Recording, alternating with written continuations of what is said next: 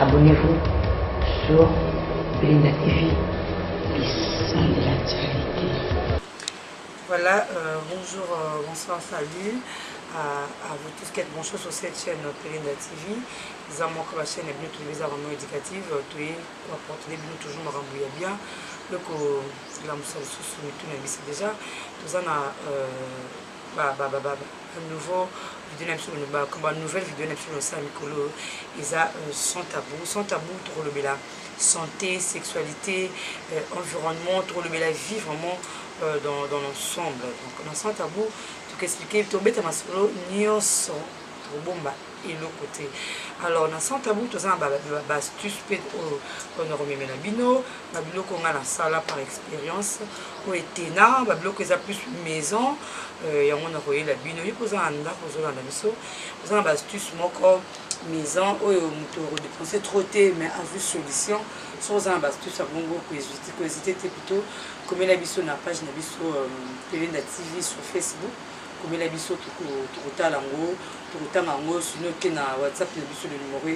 comment est affiché au bas de vos écrans là numéro zawana comment lango soit aussi la table voice le numéro wana aussi le biso tout astuce na wana tout représentant au cas boyer plutôt autant appelé comme on tout va non astuce oyo c'est pas une de boyer pouvez passer là qui on peut que résultat on peut voilà sans tabou désormais sur Belinda TV pour na bino pour na biso nyonso lelo na sans tabou na biso to edi bino astuce na bino moment déjà pour ces table na ngai comment lutter contre mauvaise haleine, comment lutter soigner vraiment mon okonayo parce que mon okoza place mo koza place mo sensible na nzoto parce que ceux qui nous connaissent ont dégagé, en tout cas, disposer ceux qui ont disposé bon partenaire dans le salon. C'est pourquoi nous avons comment faire pour éviter la mauvaise haleine, comment faire, comment savoir brosser ses dents, voilà, de un déjà, mauvaise haleine, nous avons non. Mauvaise haleine monsieur Zalara par rapport comme estomac gastrite sur un estomac eux qui n'a quatre les ont dégagé sur ça le renvoi et dit carapé solo voilà il faut automatiquement qu'il ait même en hôpital au baba consulter aux élango qui sous ça il y a estomaqué il y a que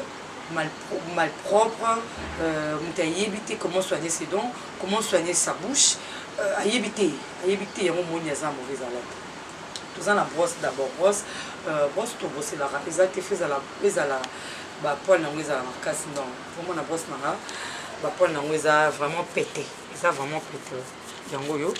ils a doux hein ils a doux ils a pété faut pas brosser na ba brosse oyo sur aussi mi ba poil bozo ka ils ont piqué non voilà ils ont qui ça ba tout mon puis mais la biso infection voilà comment brosser ces dents mingi to brossara. Oui. Alors c'est pas ça. Si on a ça la bouille, on a tout à gencive, on a qui donc, on a mis ça à plein la monocle, mais on a infection, une fois gencive et zoki et ningani brosse nayo, ceux qui ont l'infection directement aux yeux en haut, les côtés de la gencive nayo. Bah malade des bélés même tous les bélés. Ils ont carré dans ça. C'est ça malade des sous au moment la gencive on te vimba, gencive on te change la couleur, tout en les a malades. Comment brosser ses dents? Plus jamais un bruit. Non, il y a une manière à bien te rebrosser la dent. La brosser la dent, je qui est bruit. Donc, je vais vous montrer comme ça là. Comme ça. Bah, tu pas de noix, donc tu fris ça. Bien sûr, tu pas de maillot. On vend les œufs. Ozo matozo kita donc son ati ozo matozo kitoza bozo oza boité je vous montre là tu le son za donc là bah saleté nion ce qui maintenant sur aussi ici na partie oya di boso na kati na biso toza pe na partie photo tia comment brosse na biso na se na mopanzi ya mini bofo ça toujours brosse bonika na se partie ya se ya mino na yo fosala yango boye mopanzi opozala mopanzi ozongisa yango mpona boye ozongisa toza kaka boye aya mpe toujours comme ça de l'autre côté la même chose aya mpe bongo likolo ofrotte likolo ya mine ofrotte oui il faut vraiment onika makasi likolo ya mine na pembe na mine boye jamais banikaka makasi okendaka nango malamu après bongo eloko epesaka solo na monoko eza langue na biso mauvaise haleine na biso mingi eutaka na langue epuis na bakatikati ya bamino na biso parce que là soko olie napesami expérience moko so omeki yango yo moko oganga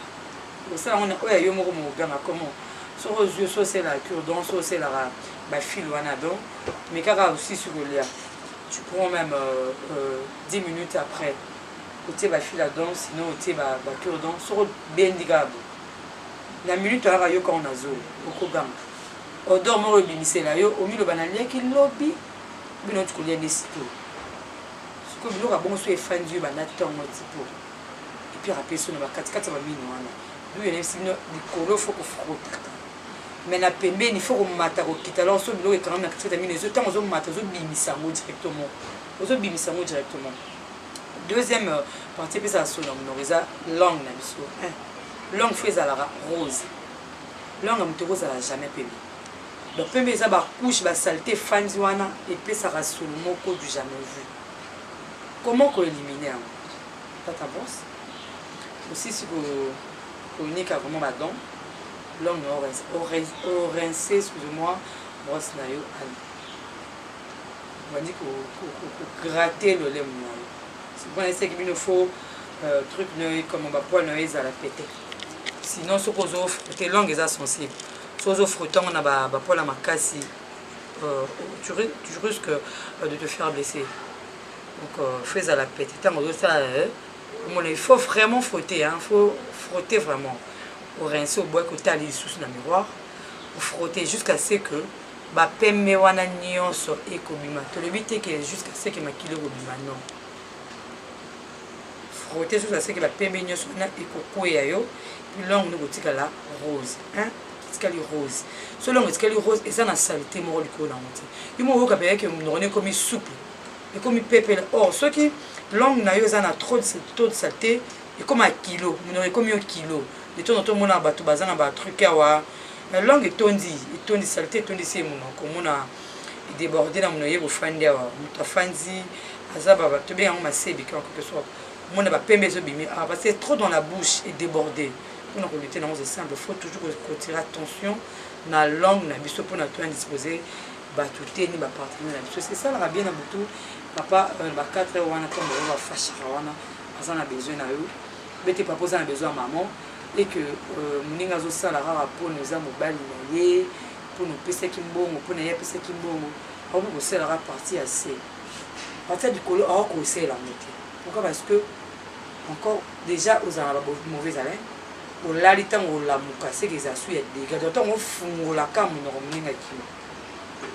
donc moninga akomi na ntongo wana mosu aza na posa me mwasala eza te donc parce que yango ebongo ezala complet quand même likolo ntina se so ekomi basardine moto alongoli motoko mosala no kaka na se ezala nga personnellement namona yango ezala vraiment susu na elengi nango te bongo ebana bena likolo ntina se mosu akokima likolo parce que ozodégage pour éviter ça avant ce qu'on lie à chaque fois lié il faut bosser dans la même bonbon sucre on est quand même donc il faut que ça toujours donc comme brosse au longo là sucre wana au lié et le retour au lia bosser dans la surtout avant là surtout avant au là pour bosser n'arrête jamais olalaka te na balimento oliaki journée mobile efandi olali nango so na temps mpo indisposer l'autre na butu non ava olala mpena brosser baminoko nango bien quand bezo omatela mbe tolali mwa chingom eza mwa motu na mbeto ntongo tonton na butu be tonti na butu asengi okokrise noka chingom esala oko esali oka fraîcheur na monoko mais langue lolemo no eza très bien monoko no eza propre le chingom esala oka lokolo eza lokwa lomo ekangamaki butu mobimba parce que ofungoli yango mwa mopepe libanda ekota ofukanga monoko na kolala parce que ntango ofungola yango po mopepe fraîcheur abi ote mwa chingom na qu'on dispose mon ingati. Mais si vous avez un mauvais alain, vous bâtissez chez moi Nicolo, des gars, les sous bomi. Donc voilà, c'était ça. L'on est là, parce que les base, il y a marqué tout plus, j'ai beaucoup les canabas. Le rapport sexualité, ceux qui t'ont soigné dans partie, parce que ils ont fait partir dans le sentiment, dans le nuance. Et natif les apprennent ceux qui ont des images, commentaires, ils ont beaucoup de commentaires. Poser des questions à eux, pour tes commentaires à eux. Si vous avez une astuce, nous on a vu tout à l'heure au communiqué sur notre page Facebook, plein TV, sinon au communiqué sur WhatsApp, dans le numéro affiché. Sinon, la notification, dans les commentaires, tu as un commentaire dans la vidéo pour nous encourager, biso, et après la vidéo sous le boulot, et ainsi qu'à donc. Si vous avez des matchs, vous avez merci. Ngouli, Kadima, merci pour l'image, cadrage, donc aux mystiques. Merci aussi à Didi Mokondi Nabiso, on a eu les osales que tous allons se retrouver, je crois, dans la vidéo Zolanda. Abonnez-vous sur Belinda TV, les sons de l'actualité.